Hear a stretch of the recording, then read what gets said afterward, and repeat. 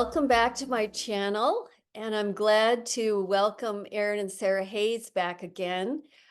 This is part two of two interviews with them, and if you haven't been able to watch the first one, you can check that out. Today, we're going to continue the conversation with them about what's involved in a move across country with a family. Did you guys take pets with you? I can't remember. Yes, Did. 2 dogs and a cat. Okay. And the cat of everybody was the best traveler across the Really? country. Yes, she Right. she put her on a leash, went out, she did her business, got back in the car, could lounge the entire trip. She loved it. She sat on the armrest right next to me and looked out the windshield. Yeah, the The dog switched on entire her. time. She didn't, she was happy as could be. 2,500 miles of looking out the window. That's Yeah. interesting. Yep. Well, so here we are. We're going to dive a little deeper today and kind of talk about the emotions. You're going to talk a little bit about how things have impacted you as a couple and your relationship. And so we'll just go from there. So let's talk a little bit about what are some of the emotions that you did experience? Yep. Well, one of the things that when we were finishing our last episode, I remembered was, you and Rich had come out to pray for us before we moved and just to bless us, which meant so much to us. But one of the things that you prayed over us that just resonated with me so much since we've moved over the last 2 years has been, you said you just prayed that we would be in tune and aware of our emotions. And it was so necessary because I didn't realize how many emotions were going to be coming up with moving and things coming to the surface, and you're not even aware of it sometimes that it's there and it's building, and all of a sudden you're on your phone a bunch, or you're just sharp with people, or you're trying to do escape or overeat and you go to sugar and Uh-huh. things. And so just really having to be intentional about hitting the pause button a lot and go, okay, wait a minute, what am I feeling today? Like, oh, this is all uncomfortable. This is all new. Everything feels out of my control. How do I, regulate myself in this and be really aware of myself? And then us as parents being really aware of our children. Okay, you're really picking on your brother a lot today. There's something you're spinning out on that I don't think you're aware of. Let's go there. What's going on? Can you name the feeling?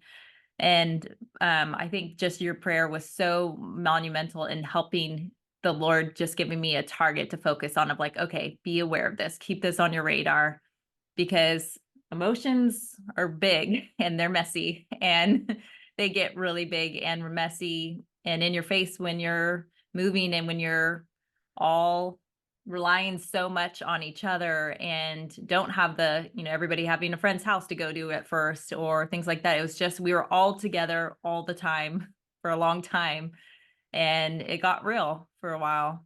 Mhm, mhm. I Wow. was I was thinking Go ahead. about Cheryl, do you know like Aaron Holmes and Megan Holmes? They're out in Yes. Cambodia. Yeah, I It do. just Love them. as Sarah was saying that, it was reminding me of Aaron and I have stayed connected.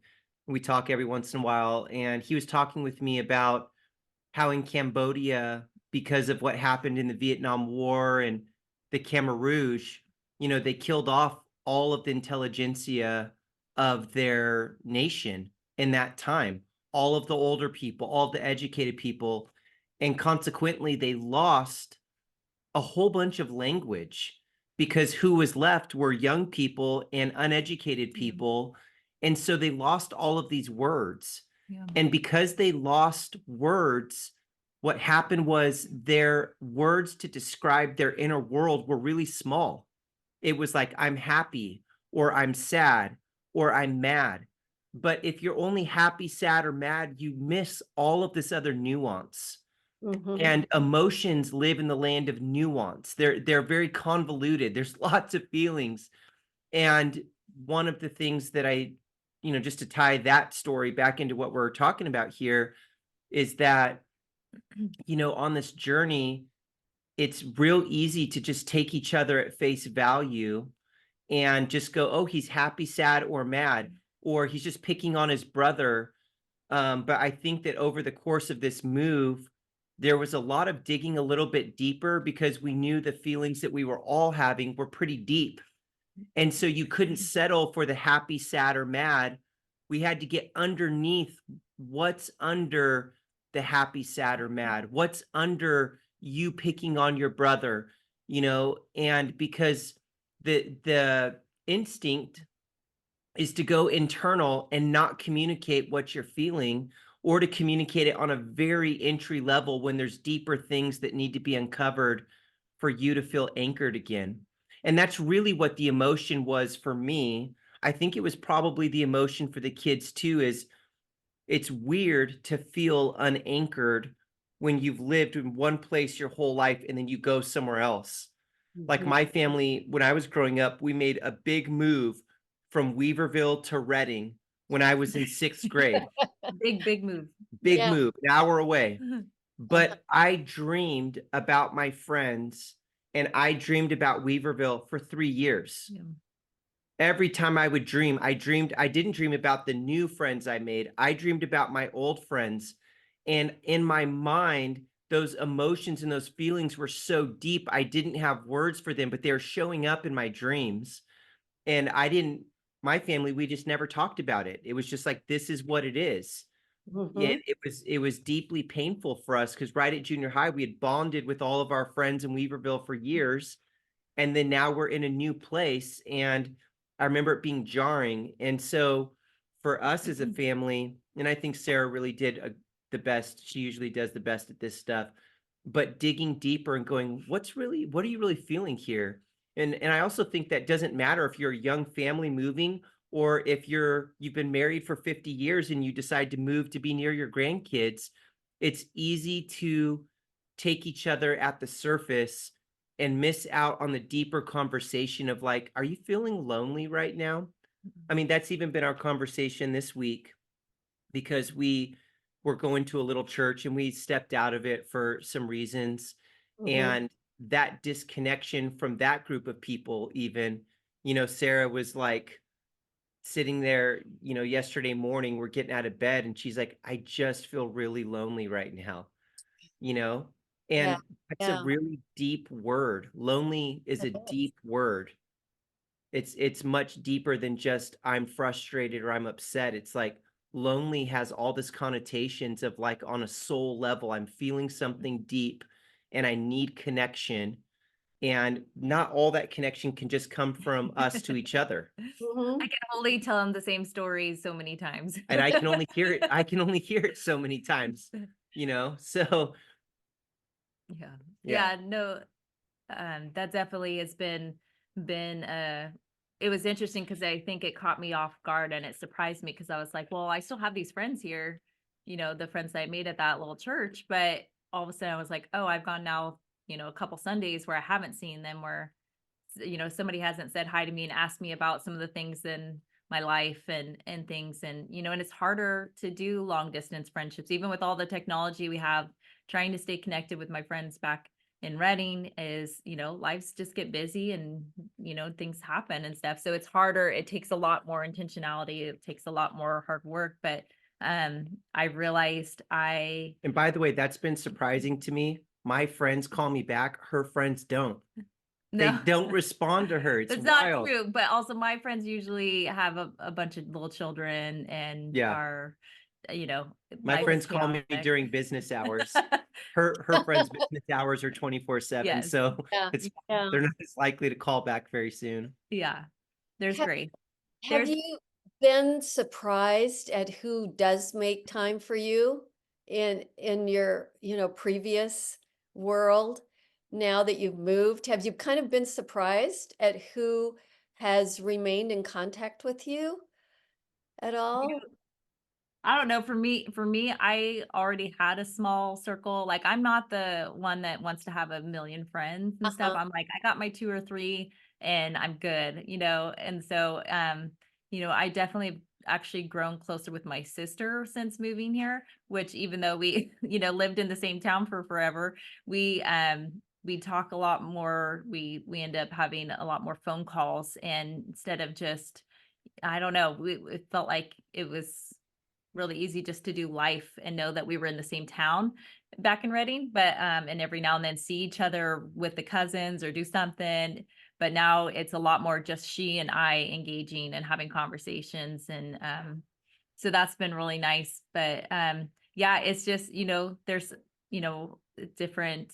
I knew my best friend back there would be hard because both she and I are more of a like, we're really good at being present in the moment, Uh-huh. but pursuing and having the long distance can be hard because life gets chaotic sometimes, and she's got lots of little. So that's one of the areas where it's like, okay, that one's been hard because she's, it's the Yeah. one that you go deep with and everything. But it is interesting how just it ebbs and flows. Like there was one friend that I grew closer to, and we started talking more and more every day through Marco, but then she met the love of her life and is going to be getting married, and so all of a sudden she's in Justin land, and I talk to her once a month now. So it's Yeah. Yeah. it's one of those where I think, though, just being intentional, the Lord was so good in speaking to me this week, even just revisiting kind of that loneliness. And I just feel like he's so intentional about even stewarding and steering us towards the right relationships. And I felt that this week of like, okay, Lord, like who are the people here right now that I need to call? That I called my good friend Jody that I made here, connected with. She's from Washington State, moved here several years ago with her large family. She has 3 boys and a daughter too. And she is I was like, hey, I am in desperate need of some girl time. And and she has the space. Her kids are older, college age. And so we were able to immediately go. But I realized I had to do that check of, okay, wait a minute, I'm feeling this way. And instead of allowing myself to continue sinking and isolate further, I need to reach out. I need to phone a friend. So, and I had to reach out for help, but it is definitely something that we have to be aware of. And I think the part that's harder is having our kids go through it, because I can't just phone a friend for them. Like Yeah. if, they don't know somebody, or, I have 2 of mine are very extroverted, super social. They'll make friends super fast, content, everybody is their friend. The other 2 are a little more slow on risking and friendships and putting themselves out there and believing that they're safe in a friendship. And so that's been hard to watch, and to encourage them, and then to just be their friend when they are having a harder time, making new friendships. I think that for just real quick, your question was, were you surprised by who stayed connected and who didn't? I think that for me, I kind of was. My core friends that I spent the most time with, I talked the most with, we've actually stayed connected pretty well. And that was actually surprising to me, because I thought there'd be more disconnection. When I Mhm. was in Reading, I always thought, man, I'm a terrible long distance friend, because if I don't see you, I don't think about you. It's really how I was. It's a good thing he sees me every day. Yeah. Yeah. So, I mean, honestly, like it's like with my parents, like I could Mm, forget to call my parents for months. I mm, really could. Like it's not, I don't see you, I don't think about it. So then I'm realizing there's almost like 2 categories of people, and I don't think either are bad, but I think there's a lot of people that if I'm not there, it's not that they don't care about me, it's not that they don't necessarily like love me or think well of me, but if I'm not in town, yeah. they're not they're I'm not they're just not thinking about me. And so when I see them in town, I don't begrudge them for that. I just give them a big hug and I'm like, "Oh, it's awesome to see you." And then there's other people that that they'll actually call and reach out and go, "I really miss you. Like, can we get on the phone and talk?" And Yeah. so I think it's kind of like if you think about like a target, like there's concentric circles working out, like my inner circle people actually remained true.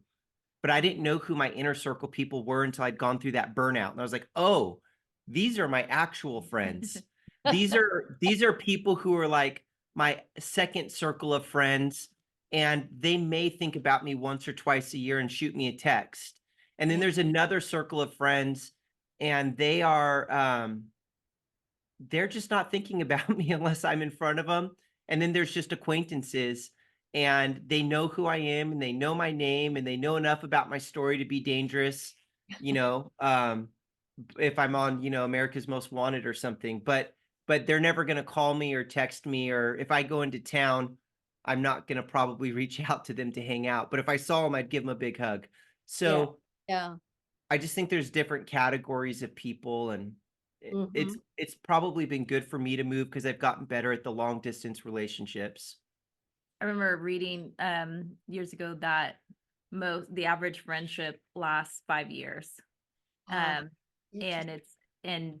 it's usually, based off of just the flow of life, circumstances that bring you together. Our kids are in the same class right now, or, this, that, and kind of thing. And I remember really resonating with that because I've always kind of had this. I think in high school, I ended up having to adapt to um, this way of living of just that friendships kind of they move and they go, and never to just hold on to it super tightly, because it's just part of life. It's part of the flow of life and stuff. But so I love that aspect of being like, okay, who am I surrounded by now? Who do I get to connect with now? Who's the Lord, bringing me to now, and getting to hear different people's stories. I love hearing people's stories about their life, and that's been such a fun part of this, of going, oh man, tell me about you, and tell me, your life story. And a gal here that grew up in the kind of Amish lifestyle and culture, and getting to hear what that's all about, and feel she never seen Anne of Green Gables. I was like, wait a minute, I have to change your life right now.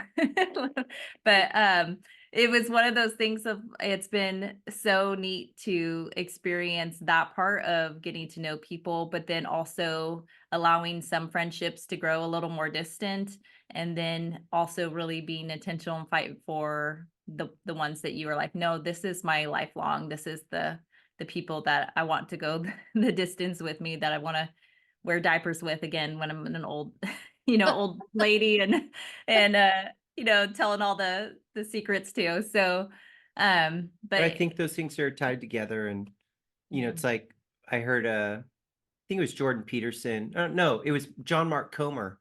Oh, He had said that there's this research that was done to try and figure out like what helps people spiritually grow the most. And he said it really came down to three things that they know for sure. These are the three things that help people grow. One is having a deep connection to a small group of friends that know you inside out, upside down, and that you're accountable to. The second thing was practicing spiritual disciplines, prayer, reading your Bible, silence and solitude. Those things grow you. The third thing is pain. So nobody chooses pain, but um, when it happens, you have a choice to grow or get bitter, kind of a thing.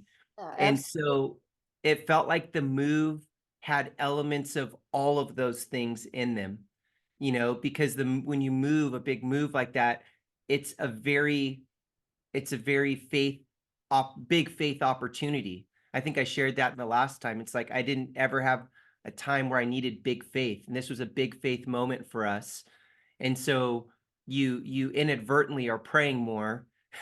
You inadvertently are maybe reading your Bible more because you're like, I am in the unknown and I'm grabbing to anchor to what I can. And so my faith is an anchor. So we grab the anchor um to help us feel anchored, but then your friends are the other place, and then there's the pain of loneliness and the pain of rediscovering and almost redefining, or there's like an opportunity there for you to redefine who you are, because nobody knows you, Mhm. and you get to kind of like go, how do I want to be known here? In Reading, everyone knew me for Aaron at the Stirring, or Aaron the Catalyst mentoring guy, Or or Aaron, the Aaron, teacher, Aaron, yeah, the school developer. Yeah. Yeah, they knew me for those things. And out here, we're out playing pickleball, Mhm. and it's just we're having fun. I'm just a guy playing pickleball. And then pretty soon it's like, well, where are you from? Oh, I'm from California. Oh, you are? Well, where in California? And eventually it gets down to what do you do? And that's almost like an identity question for most of us. Yeah. Yeah. It And is. so it was like, for me, it was like, well, who am I outside of what I do? Because this is a chance to reinvent myself right now. Yeah. Not to make up a lie and go, well, I was a big mountain hunting guide in in the bush in Africa, you know, but more like to reinvent myself based on where I'm going and not where I've been. Mhm. No. Mm. I think it's interesting because I realized this week when kind of sitting in the loneliness of shuffling from churches to find a new church. My kids too have been, as a mom, I've been really leaned in with my kids, and my kids are getting older, and we have one that's down in Florida right now, and they're making more friends, they're branching out, they're doing more things, they're living life, and I was like, I just had that sudden kind of just awareness too of, oh, my kids are going to be leaving soon. That Mhm. empty nest syndrome. And I was like, oh, I think it's so much of even the moving, like even can relate to that change that is coming for us. But so many people have gone through of just that. I feel like my reinventing will be more when my kids leave, and it's like, oh, I'm not having to cook dinner every night and help do laundry for 15 people, and just, and what do I do with my time and all of that. And I feel like this has been kind of a segue into that for me. But I think I did really have that realization yesterday, and it was kind of daunting to You be want, like, oh, I'm gonna have to go through the pain of all this you want to know what my more. realization is? What? We give the most long-winded answers. She said like I four know she's all, words. and we're like, no, no, no. No, hold on. I have another 15-minute answer that's going to segue to another answer, to another answer. I know. And now the time is done. No. Oh, that's okay. That's okay. This has been good information. I did want to ask you, and Aaron's already touched on it. What's involved in creating new friendships? I mean, Aaron talked about meeting people on the pickleball court. What has your experience been, and what has it taken on your part to make a new friend there? Yeah, I think that that's been different for me primarily because I felt really seen. I felt like a known quantity in Reading. Like chances are that I knew someone who knew you, or it's like that the degrees of separation were very small. And then out here, because nobody knew me, the degrees of separation, there were no degrees. Not like we were close, but like we're not even in the same universe. And so for me, it felt a little bit like being the new kid at school, but as a 40-year-old adult, And so it felt risky. The first couple times I went to the pickleball court, I remember feeling just honestly, I felt a little bit nervous and scared, and I didn't normally feel like that. And what helped me was I had to put myself in the context of where I was most secure in my mind.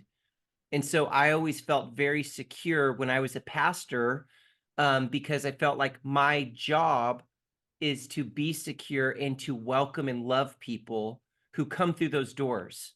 Hmm. And so the thing that helped me was I put myself in that mindset and said, I'm going to put myself in Pastor Aaron mindset so that every person I meet out here, I don't have to fear them. I get to see them as a potential person to embrace or get to know or love. And when I did that, that lifted the fear off of me of the unknown. And I just treated it like it was an event at the church where we knew new people were going to come to. And Mm. so that helped me to get over that hurdle. And once I got over the initial hurdle, then I was accepted in, and then it became easy to meet new friends and to move people from acquaintances to people that now I know your name, to people that now when we play pickleball we laugh together, and then to people that now when we play pickleball and laugh together, someone might open up about something that personal that's happening to them. And I'm a part of the circle that has now around you and that we're encouraging you. And by the way, pickleball, not to make this all about pickleball, it's so fun. It's so community oriented. And yet there are people who are out there and it becomes their outlet to act like jerks. And I'm very competitive. Don't get me wrong. I'm like super competitive with, with the best of them. I want to win. I want to play hard, but I also see that as a place where it really puts who I am at my core on display. And so I found like this is a place I can be competitive and really even work out angsty energy that I have. But at the same time, I need to be who I am at my core, even though I'm feeling those things. And so still smiling at people and still high-fiving people. And even if I'm having a bad game or bad series of games and being like, man, so like one of the funny things that people know me for out on the court is when I get really frustrated with myself, I'll be like, dang it. And then I'll be like, Aaron Michael Hayes, and then pretty soon I'm going, Aaron Michael Josephus Hayes. And I'm just adding names while I'm yelling at myself for messing up, everyone's kind of, so there's people out at the pickleball courts who say, Aaron Michael Josephus Hayes, they don't even, it's like a thing that people yell out there sometimes. And they don't even know it's me. That I started doing that because it was my way of dealing with my angsty energy when I was first out there and people were getting to know me and they just thought it was so funny. So that was kind of my journey. It's actually their way of almost responding in connection with you, though, isn't it? Oh, When because we all feel they do that. we all have those moments where we're frustrated. And so when I started doing that, it's like they're like, yeah, okay.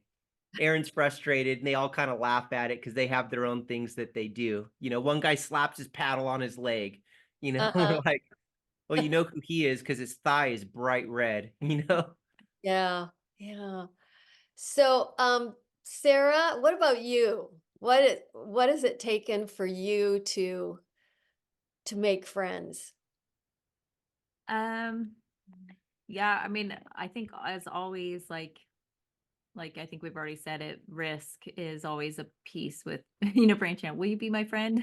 Kind of thing. But it's just been asking different girls to coffee or to lunch. And then I'm kind of the opposite of Aaron with, like he's talking about, it's going slow and then finally go deep. I'm the one, I'm like, okay, let's meet and tell each other our deepest life's stories and go to that place and connect in, in that raw place. And stuff. So I'm not the surface. I don't really like a surface friendship. I'm like, no, if we're gonna do friendship, like let's go there and let's go where your biggest hurts and how can I speak life into that? What's the Lord doing there? And that's, I feel like for me was the just even, getting to know some of the girls from the smaller church was just getting to have those connections and those talks and be able to honestly just speak life into people and Sarah, have to this risk was the and flip. tell I'm them. interrupting you.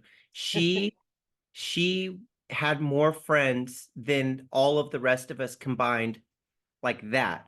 And it was really weird because in Reading, Sarah had like 3 friends, and those are the only people she wanted I to mean, talk I have a to. lot of friends, but I have my like, Sure. She had like funny. 3 close friends that she like really was wanting to spend time with, in Reading. And then out here, all of a sudden, she's like almost building this whole new reputation where the people love being around Sarah because she wanted to go deep and she'd ask the Lord for a word for them, or she just was like immediately going to those places. And so we were all kind of standing back and watching Sarah and we're like, who is this? Because in Reading, she just didn't do that as much. I don't know why, but out here she was so intentional.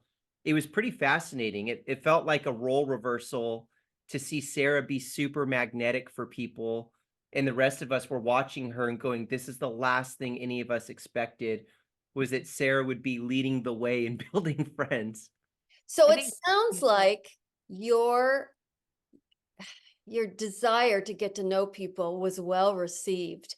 I was going to ask you Oh, about that. yeah. How did people receive somebody who was fairly new to them who wanted to ask deep questions? But it sounds like it really was very productive and very meaningful to the people.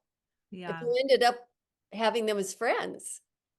Yeah, I mean, it definitely, but I think too, that's the Lord's leading and directing and stuff, was just the right people, and being able to go, oh wow, like I genuinely just feel connected to you already, and feel this I like who you are. And these people, there's so many beautiful people just all over the world. And I feel like we get caught up in all the negative and, um, because there are a lot of silly people too. So, it's neat to just move across the country and go, there's neat people here too. There's some beautiful people. The Lord's moving in these people here.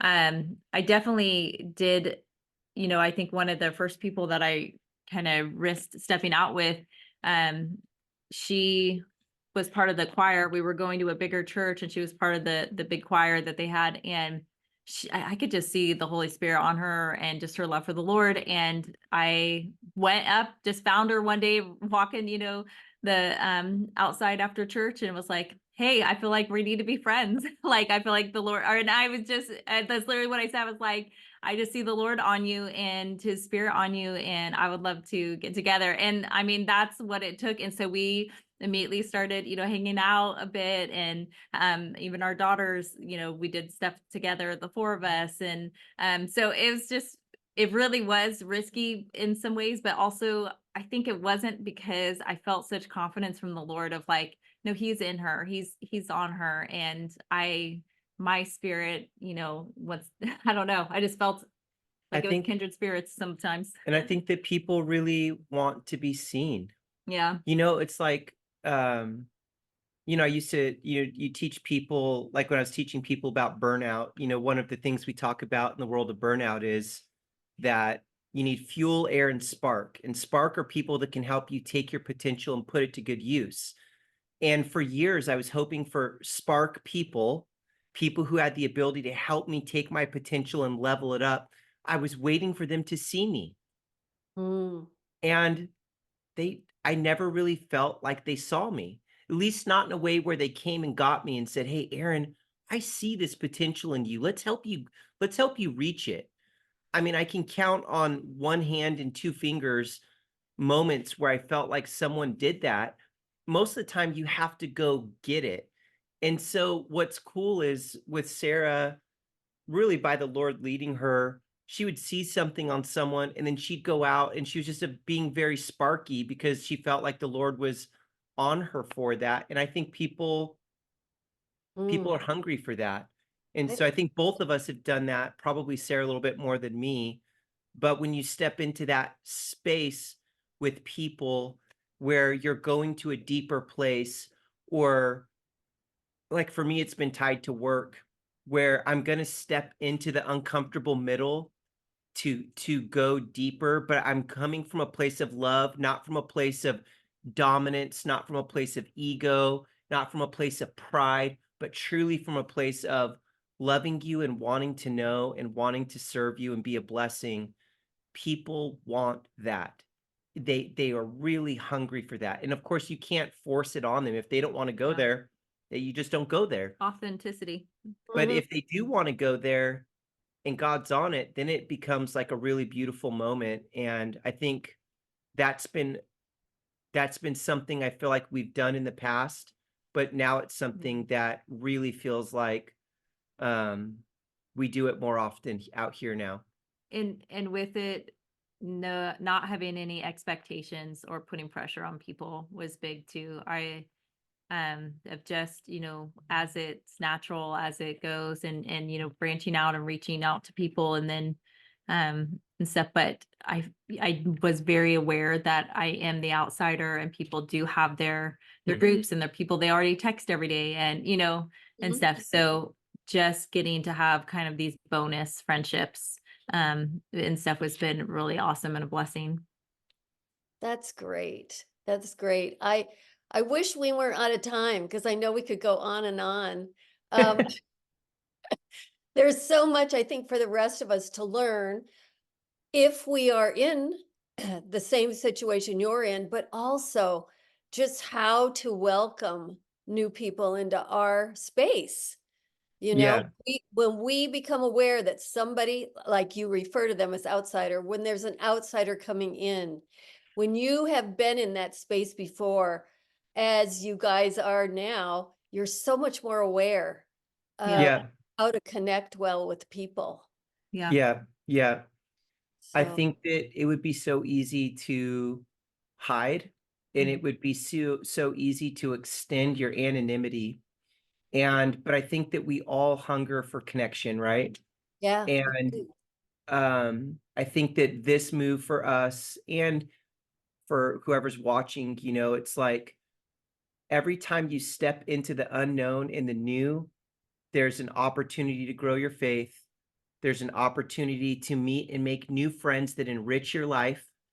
There's an opportunity to face challenges. And the beauty of those challenges is that behind every challenge is an opportunity. And so those opportunities have been wonderful for us and very transformative. Yeah. And we don't regret it at all. That that's so good. That's a good message to just leave with everybody, to look at these things, these challenges as opportunities. Yeah. So thanks again for being on the channel. I'll have to think up some more things that we can have conversations about. We don't Uh, have a problem talking, so You guys are such a wealth of encouragement, I think, to Yeah. all of us. So, Well, thanks, we love Cheryl. you. Thank you. oh, we love you too. Well, thanks again for being on the channel. All right. Bye. Bye. Okay. Bye-bye.